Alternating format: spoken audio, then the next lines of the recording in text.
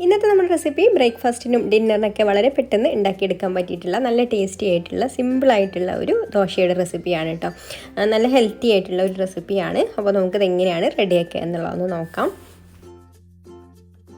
അപ്പോൾ അതിനായിട്ട് ആദ്യം തന്നെ ഞാനിതൊരു ബൗൾ എടുത്തിട്ടുണ്ട്. അതിലേക്ക് നമുക്കൊരു 1.5 കപ്പ് കൈമരി ഇട്ട് കൊടുക്കാം. കൈമരി നമ്മൾ നെയ്ച്ചോറൊക്കെ വെക്കാൻ എടുക്കുന്ന ഒരു ചെറിയ അരി ഉണ്ടല്ലോ, അതാണ് കേട്ടോ. അതിതാ 1.5 കപ്പ് ഈ ഒരു ബൗളിലേക്ക് ഇട്ട് കൊടുത്തിട്ടുണ്ട്. ഇനി ഇതിലേക്ക് ആവശ്യത്തിന് വെള്ളവും കൂടെ ഒഴിച്ച് കൊടുത്തിട്ട് ഇതൊരു 3-4 മണിക്കൂർ ഒന്ന് കുതിർത്തെടുക്കണം. അപ്പോൾ ആദ്യം തന്നെ കഴുകിയെടുക്കുകയാണെന്നുണ്ടെങ്കിൽ പിന്നീട് കഴുകണ്ട കേട്ടോ. അപ്പോൾ അതാ നന്നായിട്ട് അരി ഇവിടെ കുതിർന്ന് വന്നിട്ടുണ്ട്. ഇനി ഇതിലുള്ള വെള്ളമൊക്കെ ഊറ്റി കളഞ്ഞതിന് ശേഷം നമുക്കിത് അരച്ചെടുക്കാൻ വേണ്ടിയിട്ട് മിക്സിയുടെ ജാറിലേക്ക് ഇട്ട് കൊടുക്കാം. ഇനി ഇതിലേക്കൊരു 2 കോഴിമുട്ട ചേർത്ത് കൊടുക്കാം. പിന്നെ നല്ല കട്ടിയുള്ള ഒരു 1/2 കപ്പ് തേങ്ങാപ്പാൽ കൂടെ ചേർത്ത് കൊടുക്കുന്നുണ്ട്. അപ്പോൾ ഇതിൽ മാത്രം ഇത് അരച്ചെടുത്താൽ മതി കേട്ടോ. കാരണം വെള്ളം കൂടിക്കഴിഞ്ഞാൽ അരി അരിഞ്ഞ് കിട്ടാൻ കുറച്ച് ബുദ്ധിമുട്ടാവും. അപ്പോൾ നമ്മൾ വെള്ളം നോക്കിയിട്ട് ആവശ്യത്തിന് തേങ്ങാപ്പാൽ ഒഴിച്ച് കൊടുത്താൽ മതി. അപ്പോൾ ഇതിലേക്ക് 1/2 കപ്പ് തേങ്ങാപ്പാലും 2 മുട്ടയും പാകമാണ് കേട്ടോ ഇത് അരച്ചെടുക്കാൻ വേണ്ടിയിട്ട്. ഇനി ജാറടച്ച് വെച്ചിട്ട് ഇത് നന്നായിട്ടൊന്ന് അരച്ചെടുക്കാം. നല്ല ഫൈനായിട്ട് അരച്ചെടുക്കണം കേട്ടോ. ഒട്ടും തരികളൊന്നും ഇല്ലാതെ തന്നെ അരച്ചെടുക്കാം.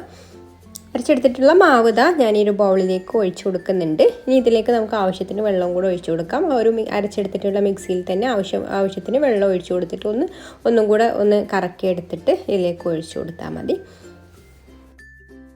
അപ്പോൾ മിക്സ് ചെയ്ത് നോക്കിയിട്ട് ആവശ്യത്തിന് വെള്ളം ചേർത്ത് കൊടുക്കാം കേട്ടോ. നല്ല വെള്ളം പോലുള്ള നല്ല ലൂസായിട്ടുള്ള മാവാണ് നമുക്ക് വേണ്ടത്. ഇനി ഇതിലേക്ക് പാകത്തിനുള്ള ഉപ്പ് ചേർത്ത് കൊടുക്കാം. പിന്നെ ഒരു ക്യാരറ്റ്, ഒരു ചെറിയ ക്യാരറ്റാണ് കേട്ടോ, അതൊന്ന് ഗ്രേറ്റ് ചെയ്തത് ഇട്ട് കൊടുക്കുന്നുണ്ട്. അതുപോലെ തന്നെ ഒരു ടേബിൾ സ്പൂണോളം മല്ലിയില അരിഞ്ഞതും കൂടെ ചേർത്ത് കൊടുക്കുന്നുണ്ട്. നന്നായിട്ടൊന്ന് മിക്സ് ചെയ്ത് കൊടുക്കാം.